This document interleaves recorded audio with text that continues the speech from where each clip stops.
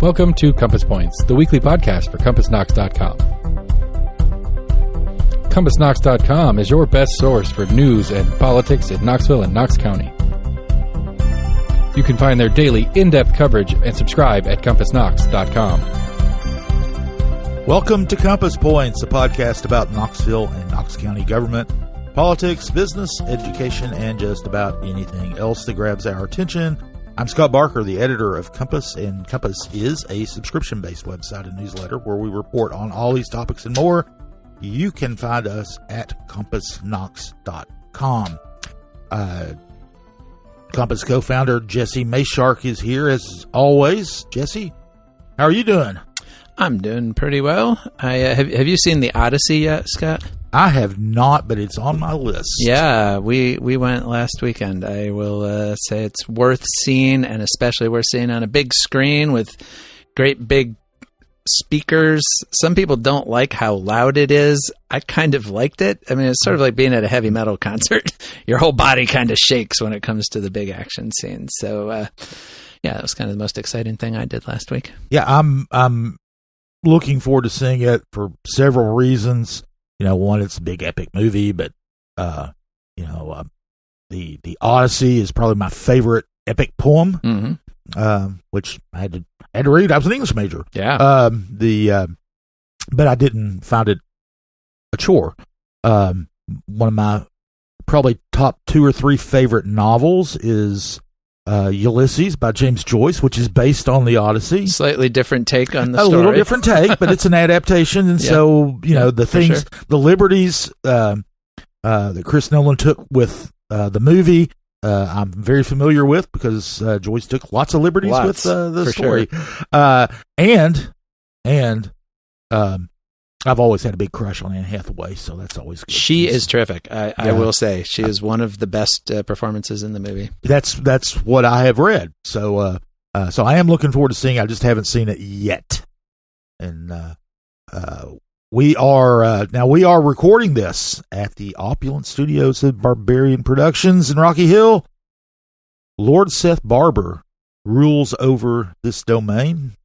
Lord Seth, how you doing? Well, if we want to, I can have my wife and youngest are viewing the movie as we speak. Wow. On Friday, and they're out at the Pinnacle in Turkey Creek in the full IMAX. We went to the IMAX, the full IMAX experience because my son was like, I was told you got to watch it in IMAX. You can't watch it otherwise. Apparently, he read your post on it, I guess. Sure. But so I can have I could splice in their report on it too if you guys would like. But I'm not taking on the premise. I'll wait. It's just been me in movies recently. I'll just wait. I'll watch it. I'm excited. The new Mario movie is coming out here on streaming service in like a week. And I'll watch that next week. Also an epic adventure, I'm sure. Yes. And I don't know. I can't bring myself to the He-Man movie, but it's out right now. So, whatever. I don't know. Weather's good. It's still hot. But we're starting to get breaks. It did get a good wet week this week. More flooding around town we like to see our infrastructure hard We work. laid down a bunch of mulch in our backyard to kind of as ground cover. And do you know what mulch plus rain gives you? A mess? Mushrooms. Oh, yeah. All these spindly little sprouts just suddenly in our backyard. We have a neighbor that's got like a probably 20-foot diameter fairy ring, which I've never seen one that big in my life. Wow. It was huge. It's the craziest thing I've ever seen. So, I don't know. Yeah, mushrooms are abound this time of year, so enjoy it if you're into that thing. Well, all right. Well, one thing we are into is government politics, and last week was fairly active. We'll talk about the city's St. Mary's development again. It's a little more detail on it came out. City Council met on Tuesday to talk about it. The county commission in their agenda review talked about several topics that they'll be voting on next week. One of them was about changing the budget approval process in light of the school boards or the commission removing $4 million from the school board's planned revenue stream. The another topic that we'll talk about today and they'll vote on next week is Belltown is wanting to get approval for having kind of an outdoor open carry alcohol district in their in its development. It would be the first outside of the city of Knoxville. City of Knoxville passed two of them, or passed one of them. The other one we didn't have to vote on earlier. And we'll start out talking about kind of the hot topic of the week, and that was the Knox County Sheriff's Office's plans to build or actually open an advanced research and communications center, which is kind of an innocuous term for that's where they're going to do video monitoring from their license tag readers, from mounted cameras, video cameras in the community, and drone footage. So this kind of came to light when Adam Thompson, the 8th District Commissioner, raised questions about it and kind of wanting answers from it, because it was one of these things that kind of flew under the radar with commission. To talk about how got there briefly, commission approved last November a grant, $1.6 million grant from the state to the sheriff's office, and it didn't mention anything about this kind of video surveillance monitoring center, which is essentially what it is. It only mentioned in the resolution, the caption of the resolution, all this, that it was to fight violent crime. And when you go down into the agreement, and in fact you have to go several pages into the agreement before you find out exactly what that means, and exactly what that means is this grant's paying for them to build out this monitoring center. The Advanced Research and Communications, or ARC Center, that's what they're calling it, the acronym ARC. But the commission approved receiving the sheriff's office accepting that grant. Sheriff's office did. The sheriff's office has been building it out at their West Precinct out in Cedar Bluff, and they're getting ready to open it next month, or they were getting ready to open it next month. And once Thompson found out about it, he was very concerned. And a lot of raised alarms, essentially, about what they're going to be doing, what their policies are going to be, what their safeguards are there, what accountabilities there's going to be, and all of that. And with a an aim at making sure that your constitutional liberties are protected. And Thompson said that constituents were confused, they were unaware this was going on, and all that's true. Nobody really knew outside the sheriff's office this was going on until very, very recently. There was not exactly a whole lot of transparency around it. What? The sheriff's office not having a lot of transparency? Yeah, that's nenever happened before. As amazing as that sounds, that's the case. And if you want to contrast that, the city of Knoxville has its real-time information center, which basically does the same thing that they opened this year, and also generated some questions, some questions pushback. And pushback. But the in contrast, KPD talked about it up front. There was a lot of discussion before they moved forward with it. Months and months of this. In fact, over a year before it actually started becoming a reality. They've got it in the public safety complex. But regardless of what you thought of, you think of these things, they were more, a lot more transparent about it than the sheriff's office has been. But now the sheriff's office had some people at the agenda review meeting because this was going to be on there. Basically, Thompson has a resolution this month calling on the sheriff's office to inform commission about all those things, about their policies and procedures and accountability measures and those kinds of things. That's what his resolution calls for. And it's very interesting because they can't stop it. Right. First of all, the sheriff is an independently elected official who's the only thing that the commission can do with the sheriff's office is give them a lump sum of money every year. They can't tell the sheriff's office how to spend it. They have no oversight authority whatsoever on sheriff's office operations, anything like that, nor does County Mayor Glenn Jacobs. I mean, the sheriff is completely independent.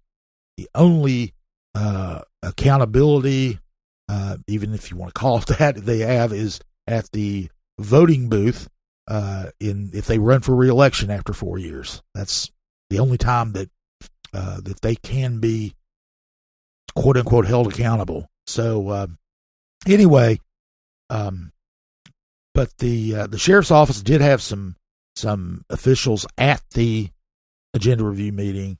They had their general counsel, Houston Havasay, and which is a great name for a lawyer. Havasay. Mr. Havasay. Anyway,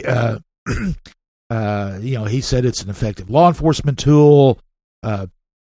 Hugh Holt, the purchasing director, talked about kind of the little bit more nuts and bolts. They're going to eventually have 270 locations throughout the system. And this system is more, a lot of the pushback, and we'll get to the pushback in a minute, has to do with the flock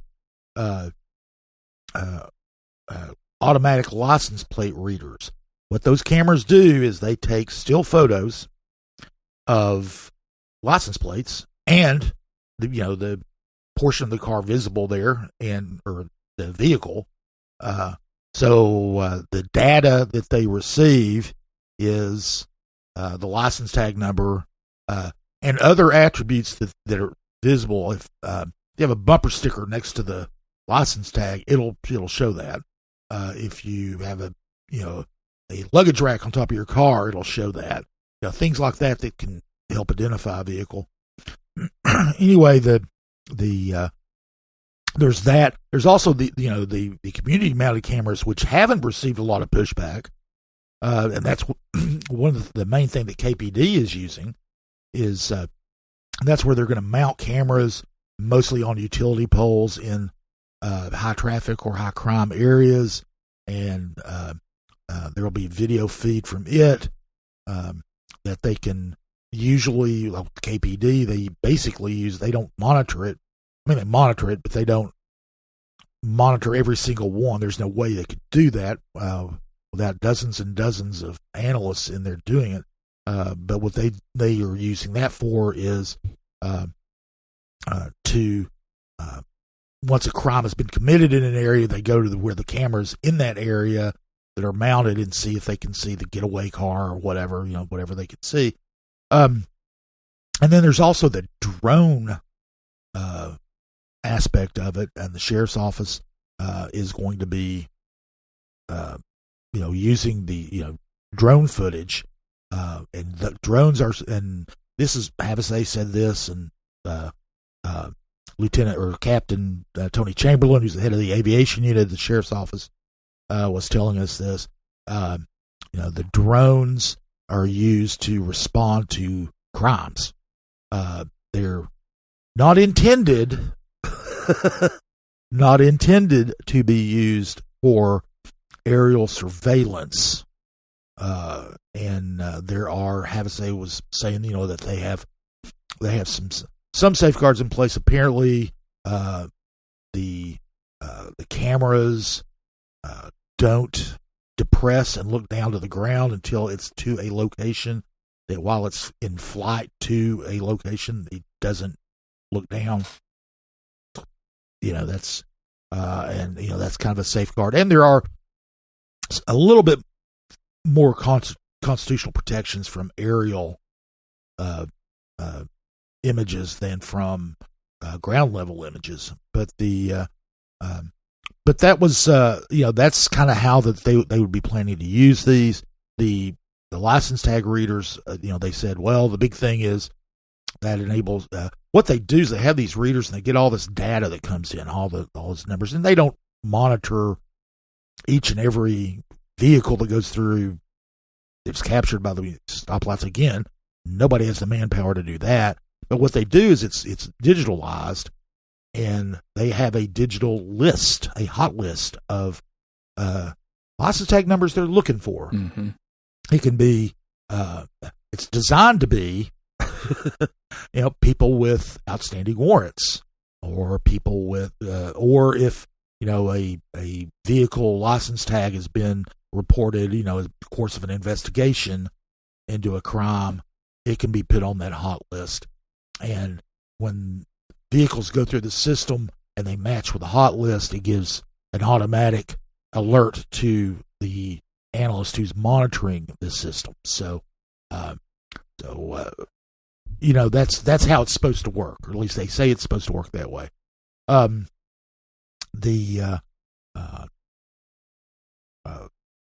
Flock is the company that produces these. They're been all over the country doing this. They have been in trouble in places. Some of the actually not them so much as the agencies using their data, but courts have consistently upheld the very fact of them of agencies using these cameras. And it's although they've gotten a lot of pushback. The ACLU, for example, is it fights almost every or not every jurisdiction. They put up a lot of legal fights against these cameras. But the thing is, from a civil liberties standpoint, there is no expectation of privacy.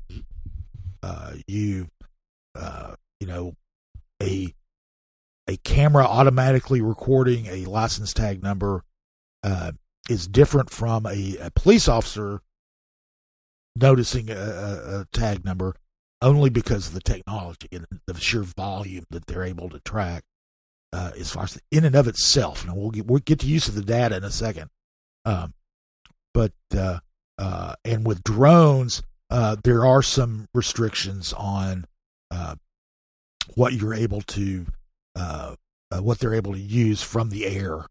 But the way that they're trying to get around that is having the respond to crimes, and then once it gets to the crime scene, Tennessee state law allows that to them to respond to crime scenes and video that. So state law is a little more restrictive on what they can and can't do with drones. But those civil liberties questions are the ones that people are very concerned about. It's kind of funny, on the city side, most of the concerns came from the kind of far progressive left about civil liberties, with the sheriff's office thing. That most of the outrage seems to be coming from the conservative side. Mayor Glenn Jacobs came out. Of course, he's a libertarian, and he came out. He calls himself a libertarian. Yeah. I think it's debatable exactly how libertarian he is, but it is important to him to call himself a libertarian. Anyway. And you could see me fuming over here. I could see the smoke. I wanted to see that steam, billowing out from your head underneath your headphones. Anyway, he's said that it's a threat to privacy. Again, there's no privacy issue with them just taking the photos of your license tag. But well, I mean, there's no constitutional issue with it. Yeah. But what most of the issues that agencies get involved in is how they use the data, and that's the thing. First of all, you're not supposed to be able to get a warrant, to get a new warrant based on just this stuff. You need more than that to get a warrant. But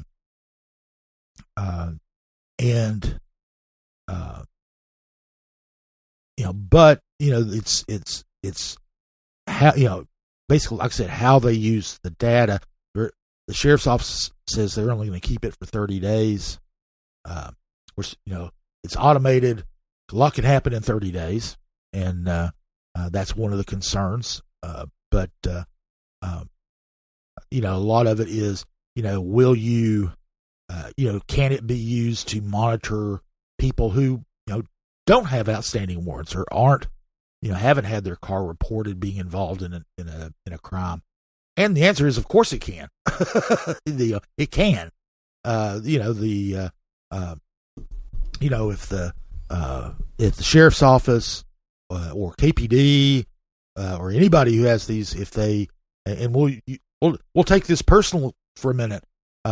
If they have issues with journalists, for example, they could, if once they find out what my license tag number is and yours, Jesse, and anybody else's, they could put that in there, and they would be able to, over that 30-day period, and I'm assuming it's a rolling 30-day period as well, basically monitor everywhere we go. Yeah.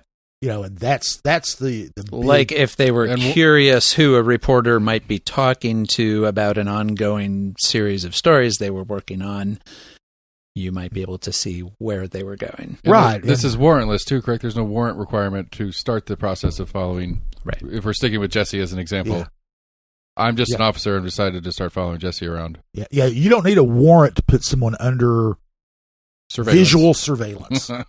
Which, again, of course, they've done for years. The difference is that to put somebody under surveillance, it used to be, you assigned maybe an undercover officer. Like there was a big investment of human capital there. Right. And now that you can automate these things, you can theoretically put many, many more people under various levels of surveillance. Have any of them? You could put a political rival. Mm-hmm.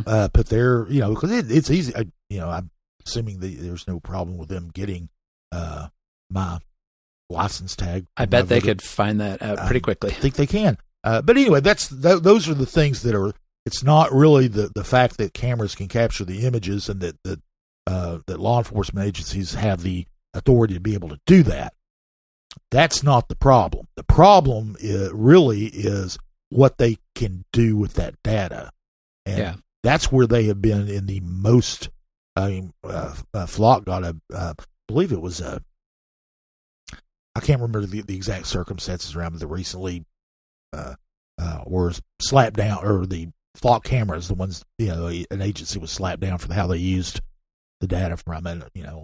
On the other hand, Flock just recently, their cameras were recently upheld in federal court in Virginia on in a case that the ACLU is arguing that it was unconstitutional for them to do it. The judge said no, it's not unconstitutional to do it. But again, it goes down to how they use the data. And and also, I mean, it's one thing to say it's constitutional, which, as you say, there's no expectation of privacy in public. But just because law enforcement can do something constitutional doesn't mean that A, they have to do it, or B, that the communities they serve want them to do it. That's true. And I think that's where a lot of this is coming from. I mean, yes, the courts are almost inevitably going to side with law enforcement. Our courts side with law enforcement way more than they don't anyway. Yes. They give them qualified immunity for all sorts of actions. and certainly tend to give a lot of leeway to law enforcement. But I think it becomes more a political question of, well, what does the community want? And I do think this is interesting in the kind of the bipartisan pushback that it gets, not always from elected leaders, but as you were saying, community groups on the left in the city raising concerns. There is,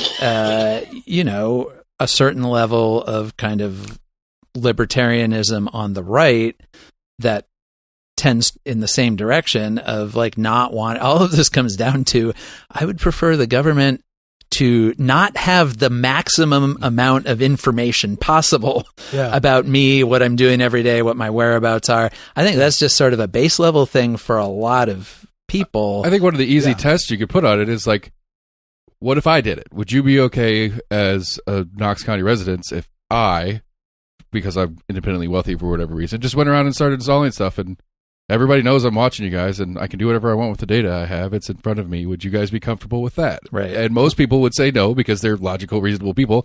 I'm not a creep per se, but it would be creepy. Yeah. But I think it's an equatable situation. You can do that now.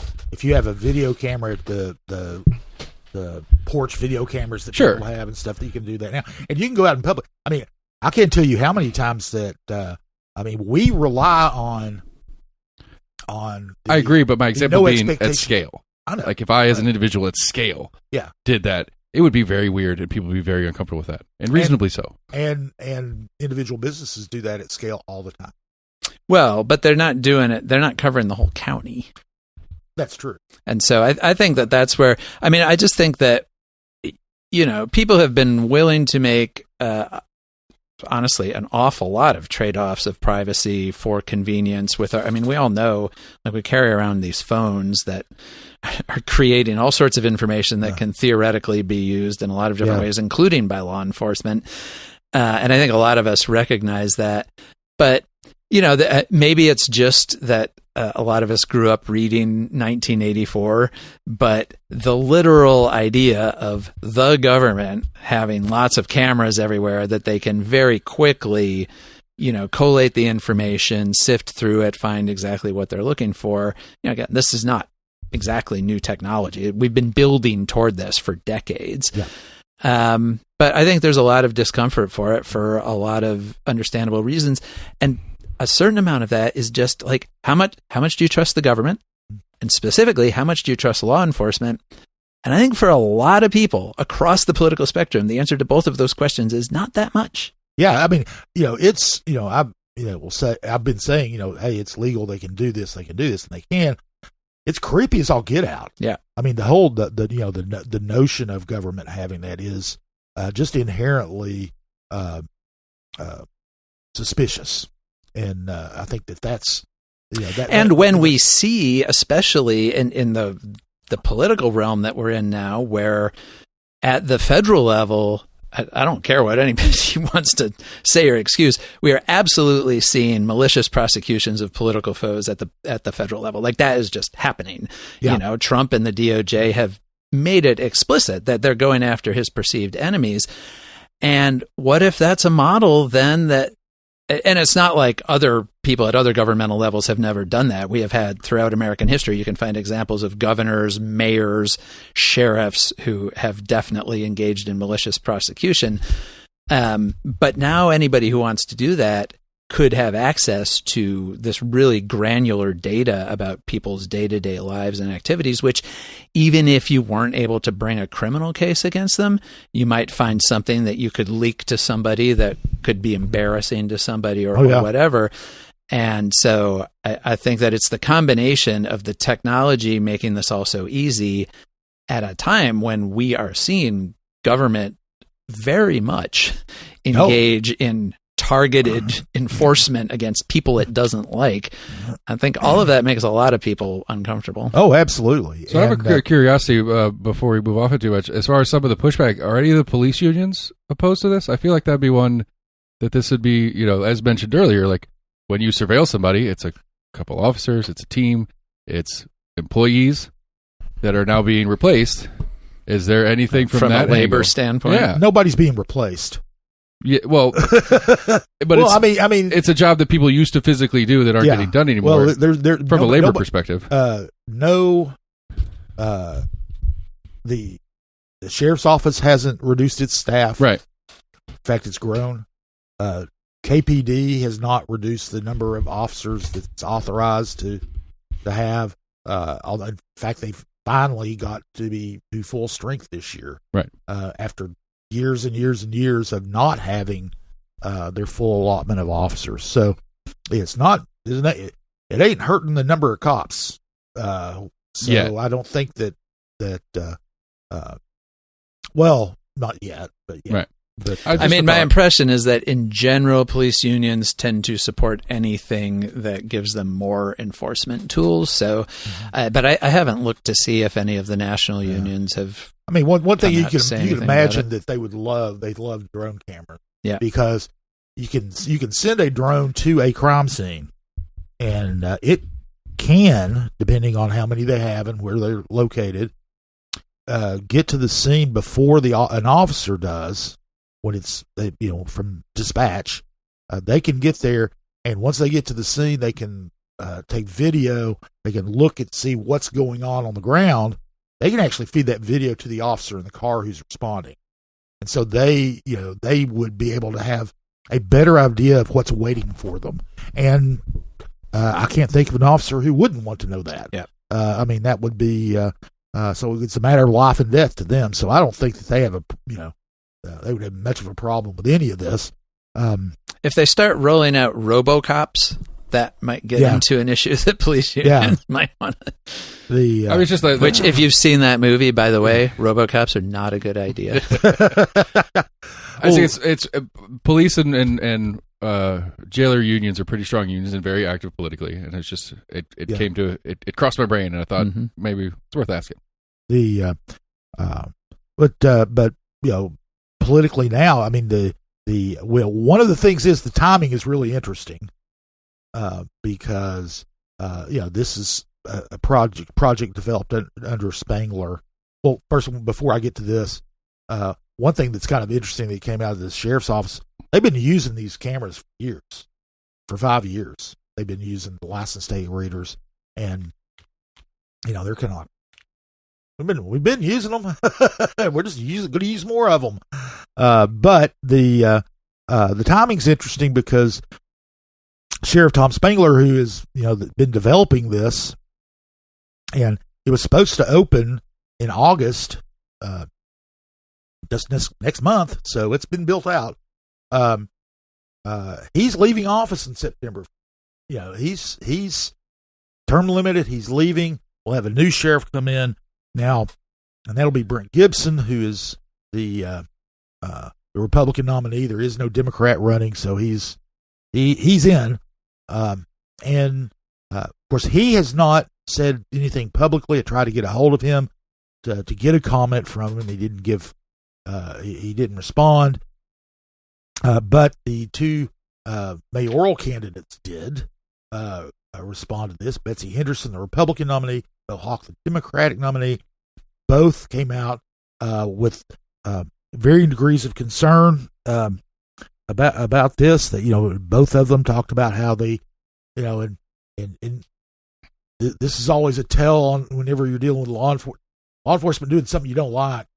When you're a politician, they always say, "I really support law enforcement, but," and so the "but" part for both of them was the idea of the infringement on your privacy, and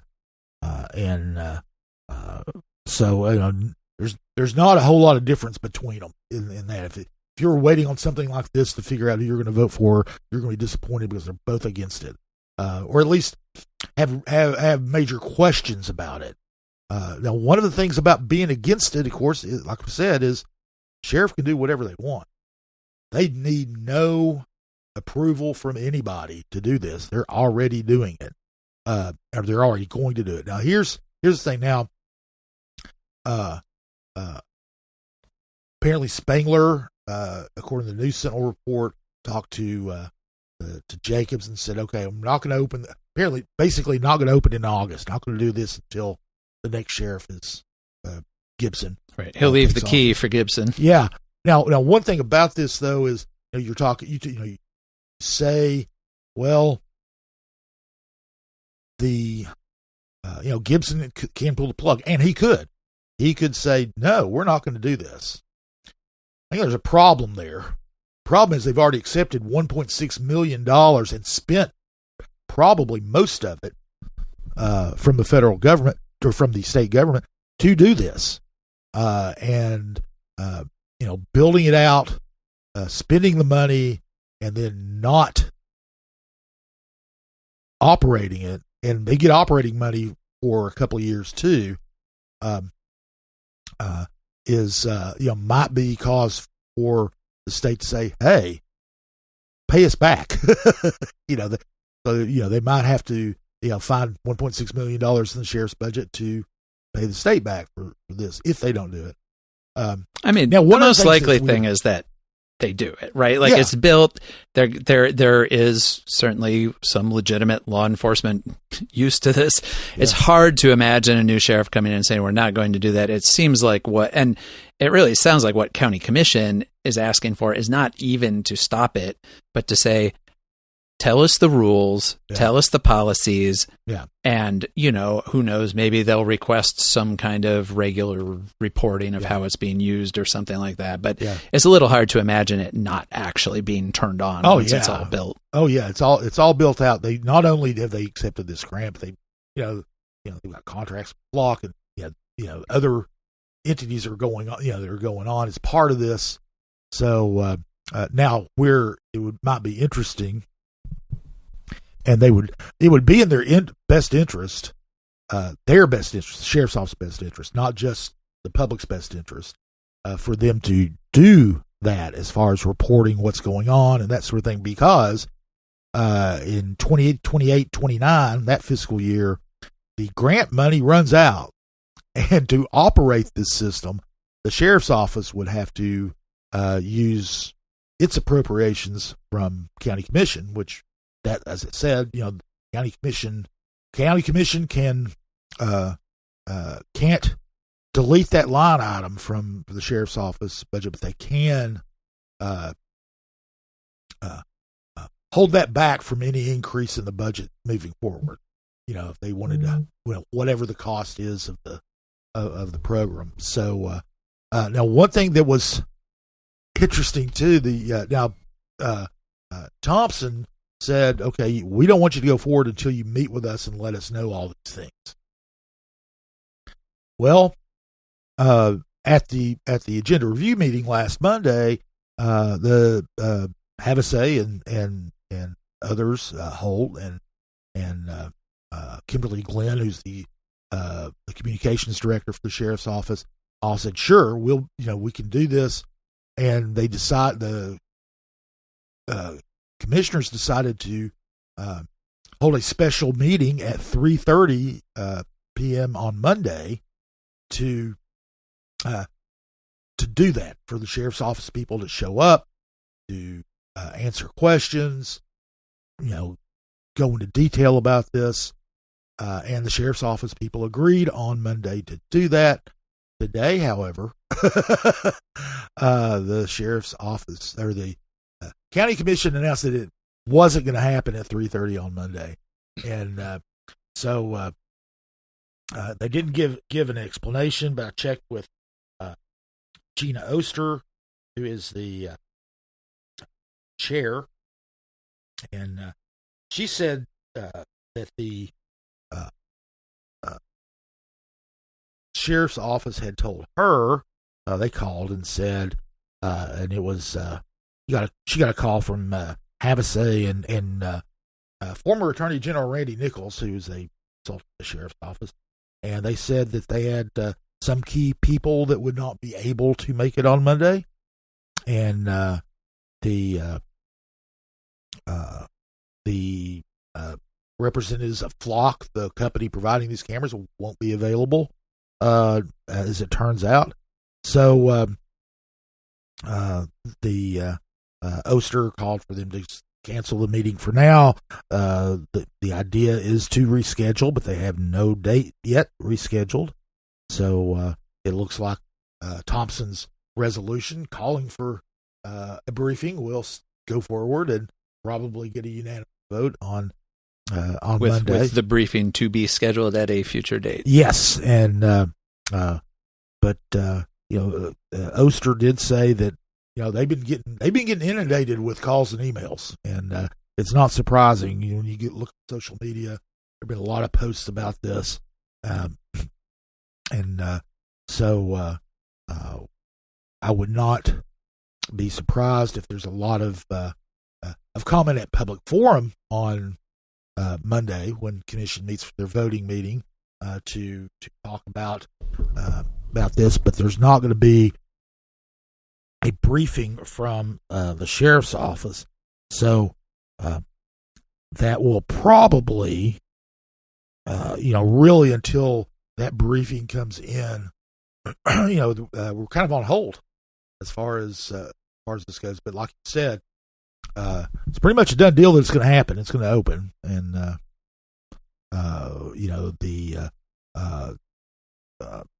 it will be up to the sheriff's office, of course, to be more transparent than after it opens than they have been since prior to opening it, if they want to get public support for it. Yeah, and an interesting challenge for new Sheriff Brent Gibson to kind of show how he's going to try to ameliorate those public concerns. Oh, absolutely. I imagine he is going to want to get off on a good foot with the public and with county commission. Oh, absolutely.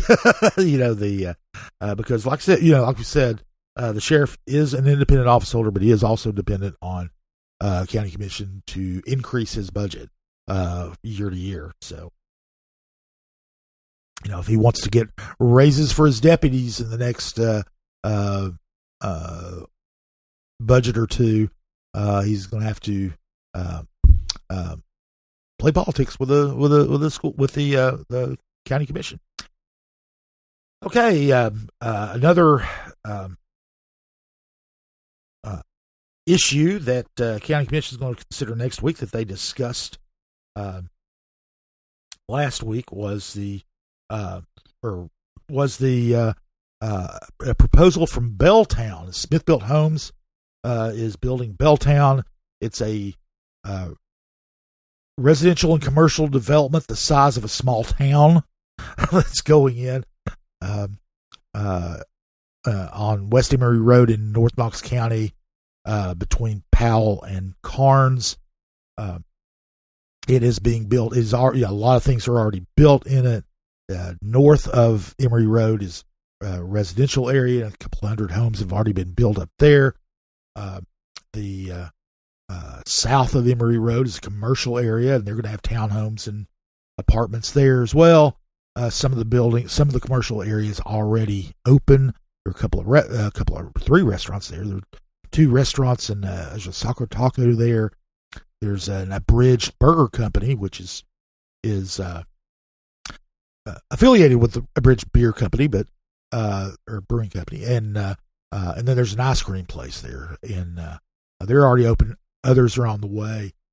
What Josh Sanderson, the head of Smith Built Homes, is proposing is what's called a pedestrian beverage zone, or PBZ, and he's asking for a pilot program for 1 year where you can go to those restaurants.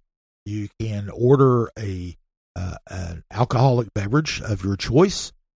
It would go into a specially marked cup container that you can then take out of that restaurant and walk and hang out in the commons area out there. They have a nice commons area out in there.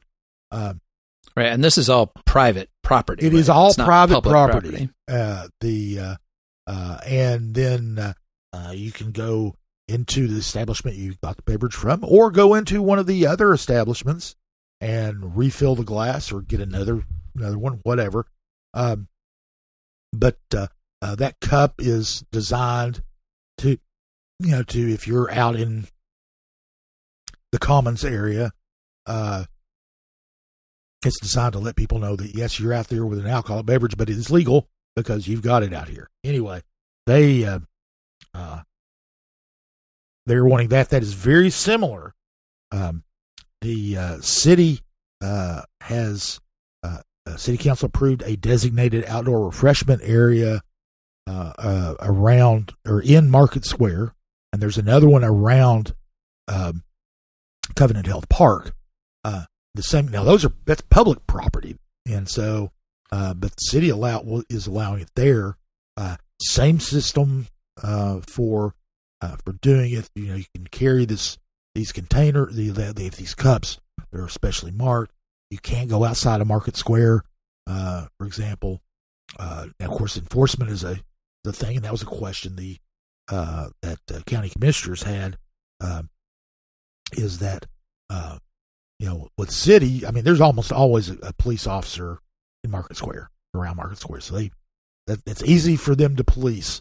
Belltown, maybe not, but they're supposed to keep it within this designated area, and they're going to have signs up and the whole 9 yards.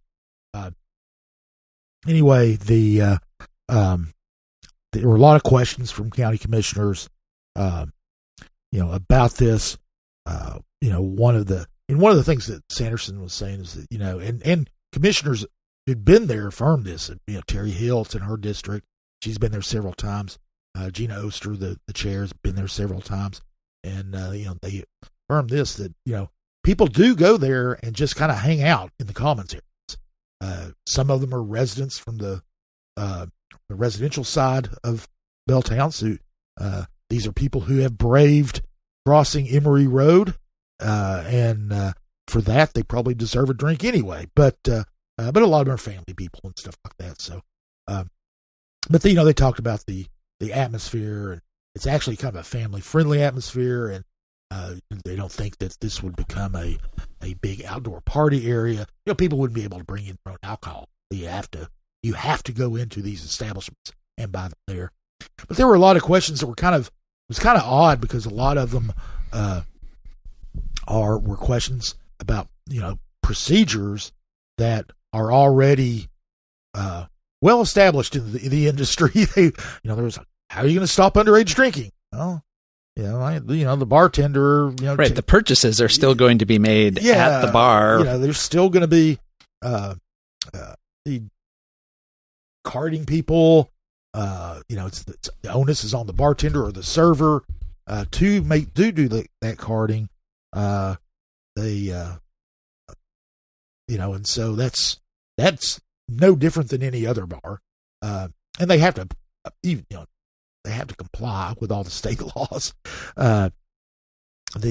Another question that came up was, well, what's to stop somebody from going to one place and getting these cups and getting drunk and going into another place and getting served there? And the same thing as if you were drinking at home and then go out to the bar afterwards already drunk. Or if you go to one bar and then go to the bar next door. Right. There is this thing. Now, I don't know if very many people have heard about it. It's called bar hopping. Right, exactly. It's this kind of thing where people go from one bar to another and consume.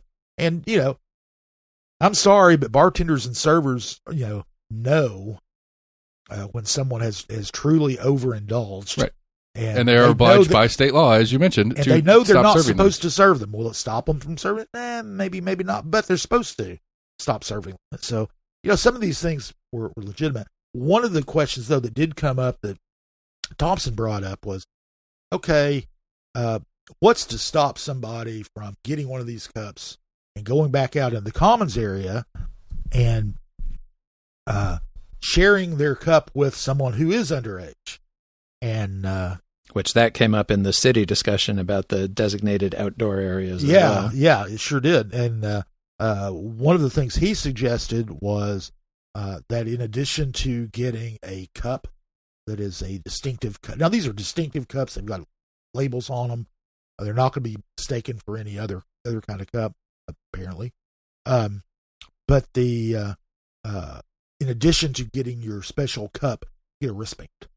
And that would let people know out and about that, yes, you do have permission to, you have purchased this legally. And if someone's walking around with if you share it with someone and they don't have a wristband and walk around, that they shouldn't be having it, and you can take whatever steps, you can, take to report them and have that done, or confront them even, and have, who knows, whatever you do. But and Sanderson said that's something that they would certainly, consider doing. Sanderson was basically, hey, whatever, we think this is important to do, so whatever we can do to make it easier for you all to take and to approve, we'll do it. And I think most of the commissioners seem to be, even though they might have had questions about it, seem to be kind of okay with it. And like I said, this is on private property. The sheriff's office still has law enforcement authority to go there and do things, so it's not, it's not, there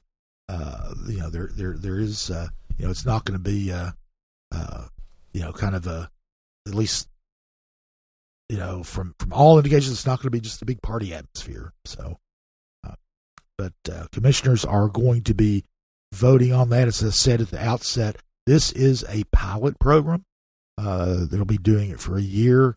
And Sanderson said, hey, if it doesn't work, if we have problems with overconsumption, if we have problems with people taking the cups outside of the designated area, things like that, we can pull the plug on it. That's not, he just, he and others, Hill and Oster particularly, and Jay, Larson Jay said, basically, yeah, this could be, this could be good. There was a little other pushback from Shane Jackson. I gave some pushback because he said most of the ones he knows about like this are in kind of touristy areas. The one at Covenant Hill Park, for example, is kind of speaks to that. That's people are be going there for other reasons as well. Of course, Market Square, don't know how much of a touristy area that actually is, but anybody who comes here from out of town who goes downtown will go there, and it's mostly a locals place. But anyway, so he had some questions about that. I think that there are a couple other commissioners who might be concerned about it, but overall, I think it was well received by the commission. So, the other thing that happened in county commission that was, it was a busy meeting for them not voting on anything, and that was on Jackson's proposal to change the budget cycle. They did talk about that some. They didn't go into exhaustive detail about it. But that proposal, as we mentioned last week, is to change the approval process for the county's budget. This was in light of the last month's vote by county commission to amend the budget and take $4 million from the amount designated to go to schools and put it toward general county government employee raises. That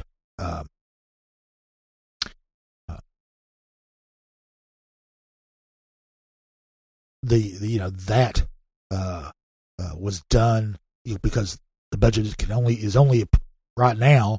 It only gets heard one time, one vote, and an amendment is if you adopt an amendment and put it in the budget and it's approved. There's really not a lot of time to go into what that amendment is all about. And that's his problem, right? Or to allow for public response and feedback, right? So his proposal is to make it a 2-reading process, which is what the city of Knoxville does with their budget. a 2-reading process, and it's got some limitations. You can only propose a new amendment at first reading, and then the second reading has to be at least 7 days later. And on second reading, if there is an amendment that gets adopted, between then and second reading, you can get public input. You can get more commissioners can get more information from the finance department or anybody else they need to get information from.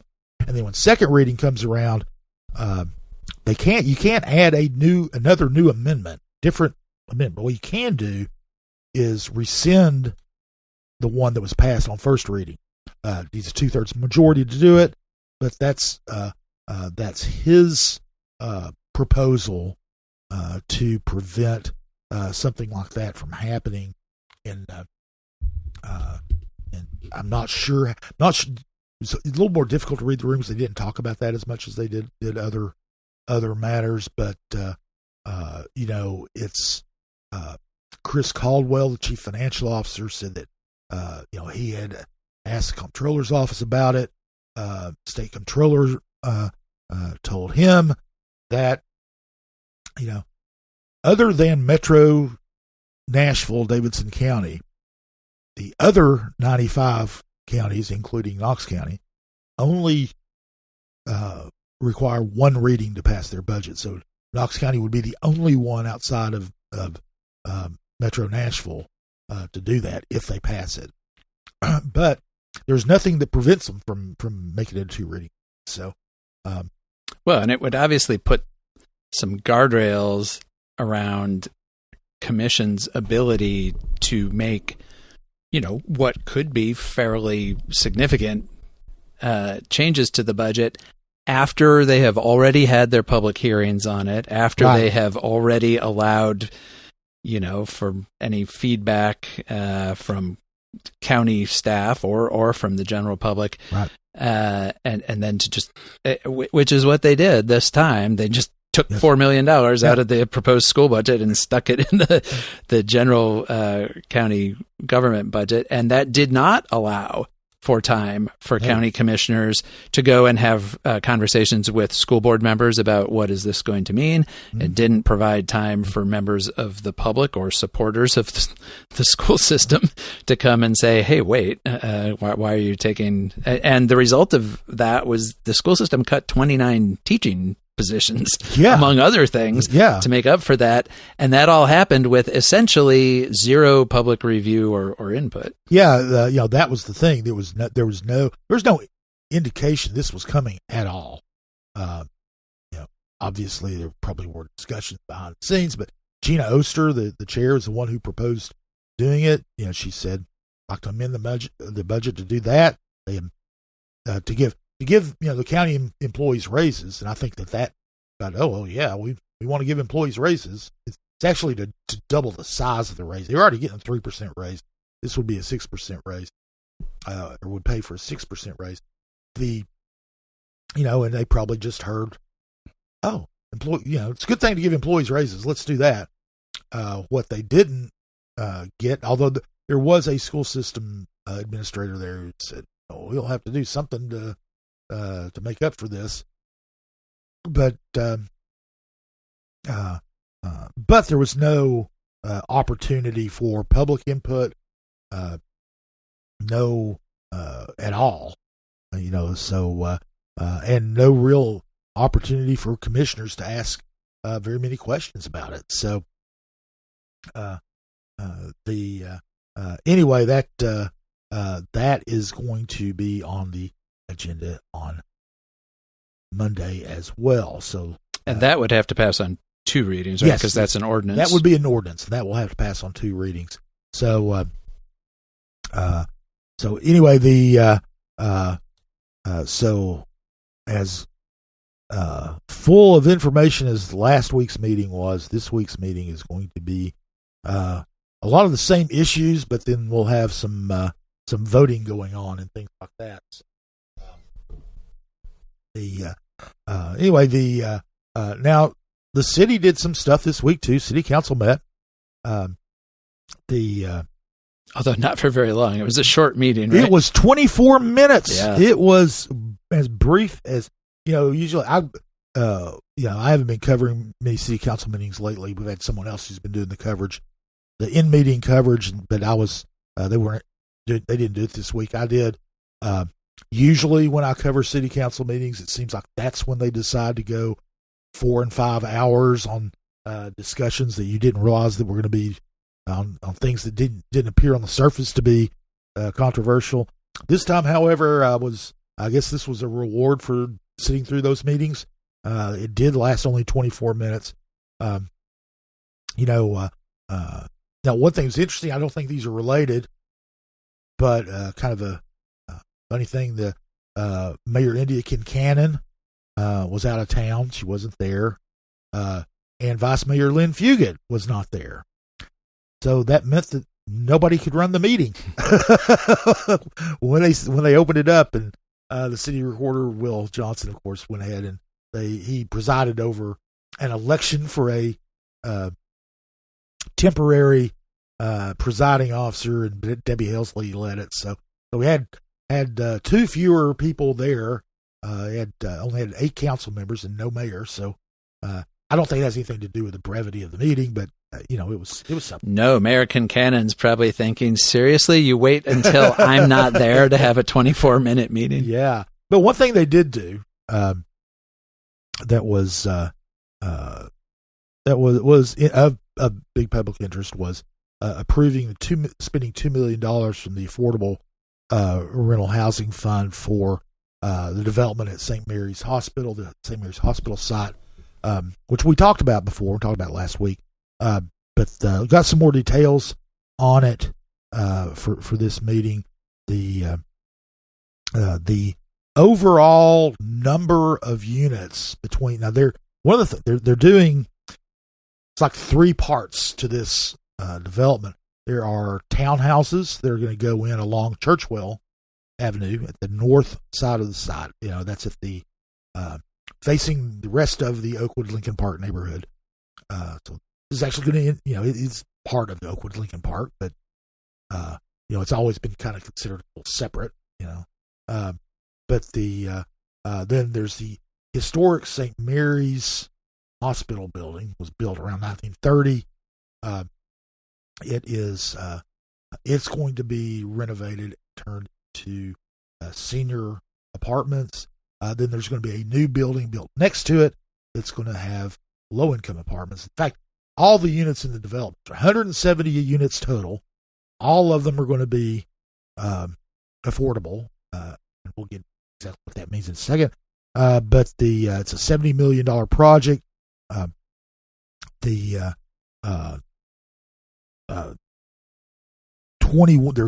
be 21 of the townhouses, 40 apartments in the renovated St. Mary's Hospital for seniors, and then 109 apartments in the other. Actually, it's 2 apartment buildings that will be built next door. There's going to be open space there too. They're going to keep quite a bit of open space. It'll be a dog park, and other things. So now that is it's going to be the developer is the Dominion Group. They've done a lot of affordable housing projects. One of the things that what the city council did was they approved this $2 million as going toward this $70 million project, and that is going toward supporting 67 units of affordable housing for very low residents. Those are households defined as making 30% or less of the median income for the area, the average median income. The other units will basically be for people who can make up to 80% of the average median income. So they're all going to be low income. Now Dominion Group is going to be using a lot of different tools to help fund this, but this is $2 million from the Affordable Rental Fund. We'll find out more about that because they are going to be coming to get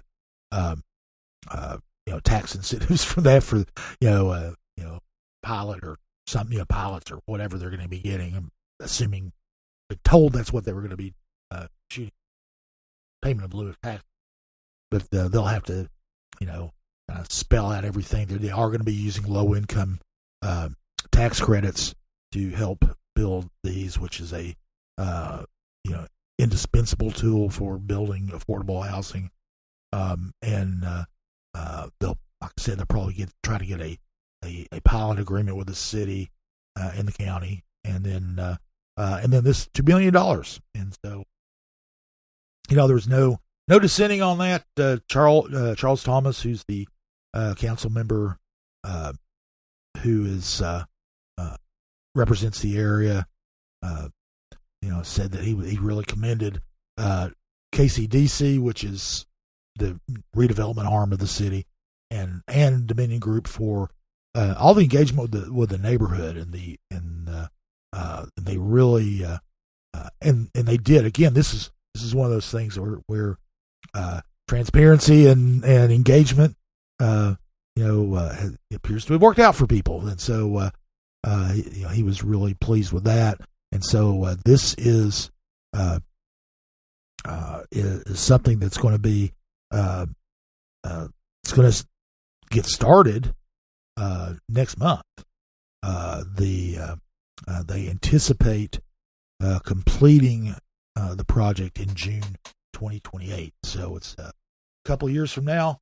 There'll be 170 new households in your neighborhood, Jesse. Yeah, and that's right by the city's public safety complex. It's basically a block and a half from Broadway, and all the restaurants and businesses there. The Kroger is 2 blocks away, so it's really you're 3 blocks away, I guess. But it's kind of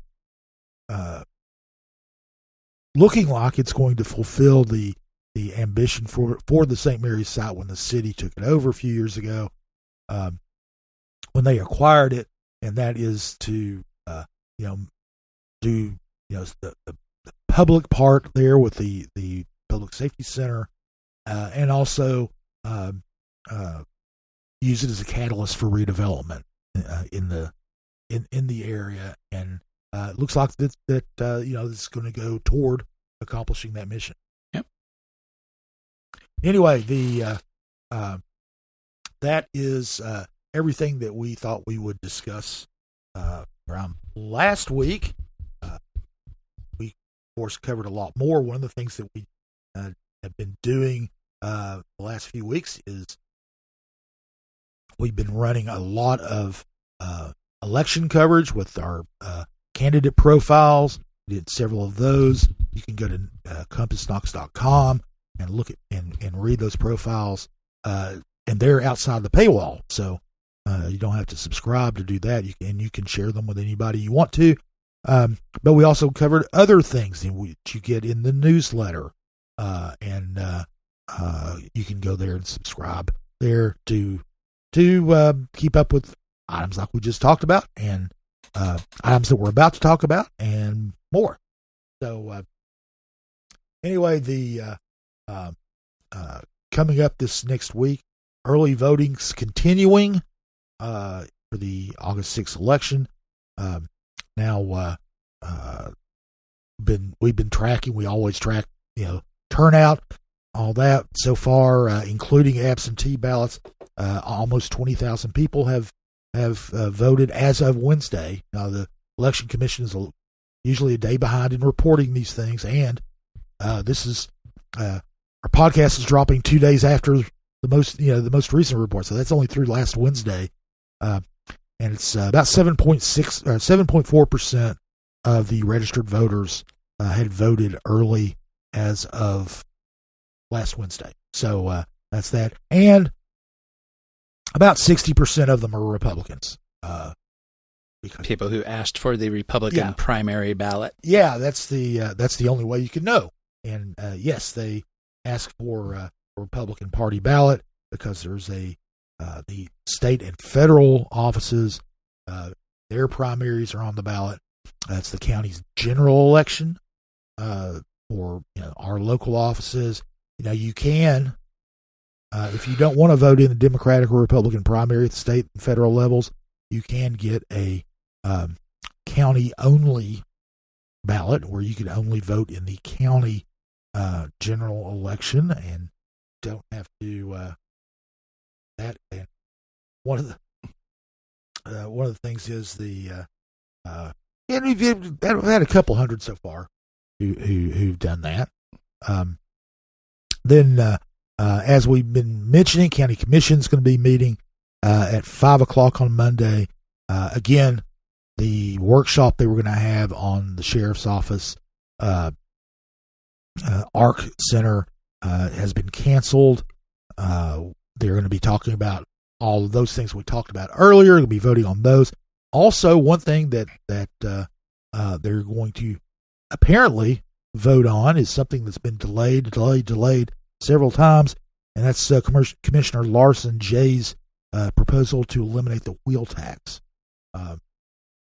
which is basically a fee that you pay when you get your license renewed. He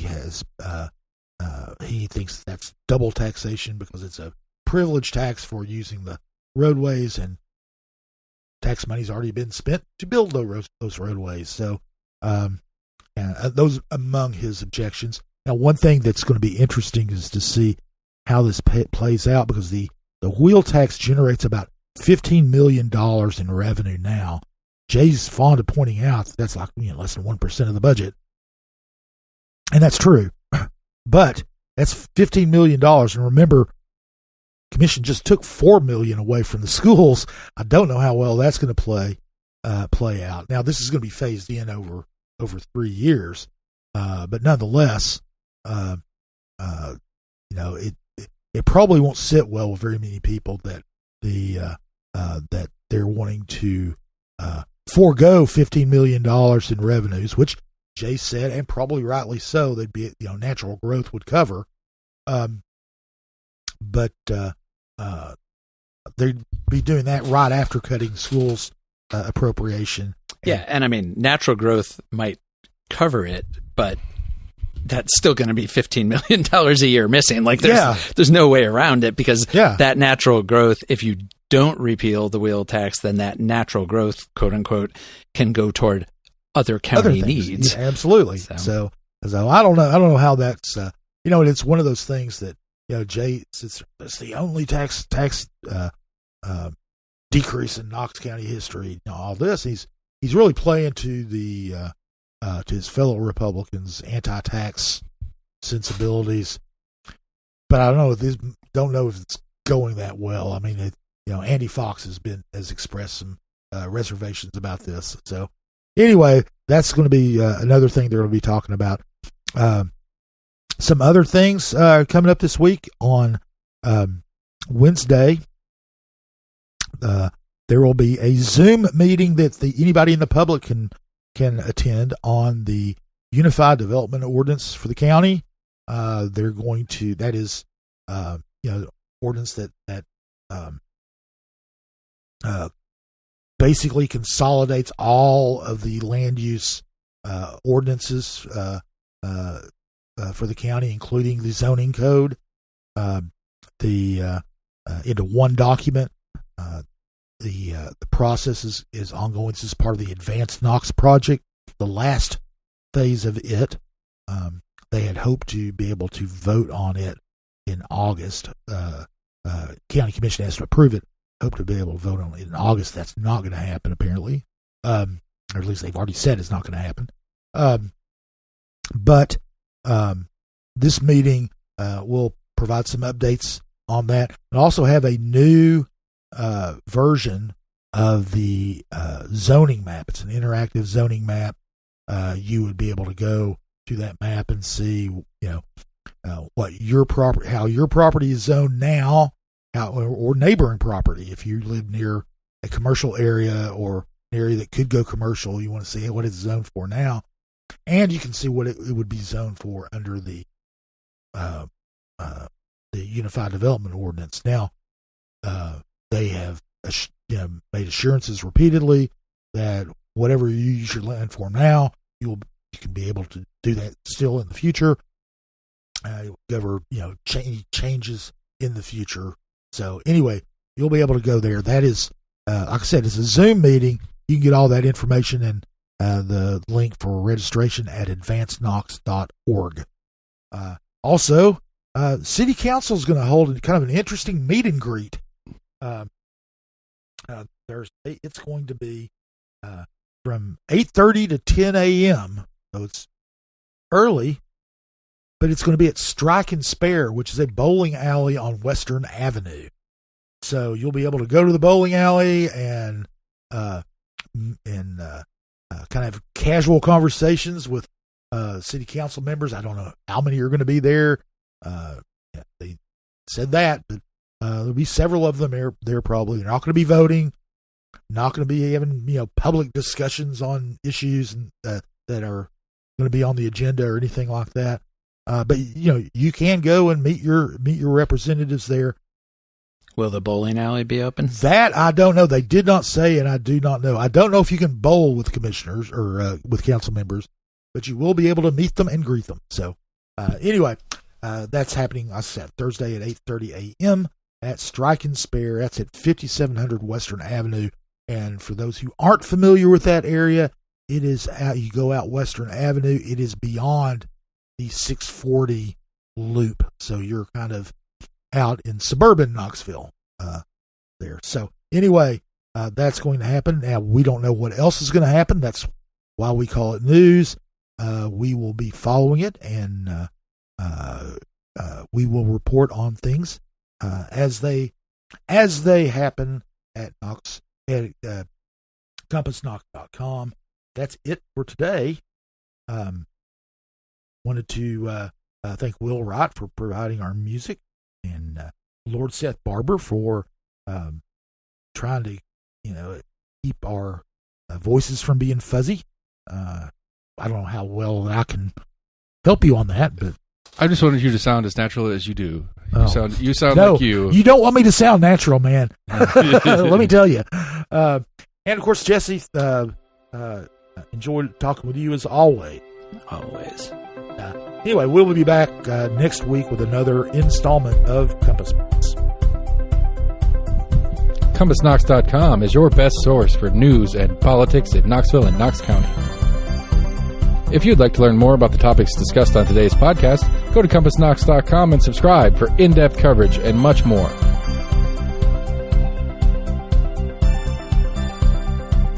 And many thanks to William Wright for composing our theme song. Compass Points is a partnership of Barking Shark Media and Barbarian Productions, and recorded by Lord Seth A. Barber at Barbarian Studios, Knoxville, Tennessee.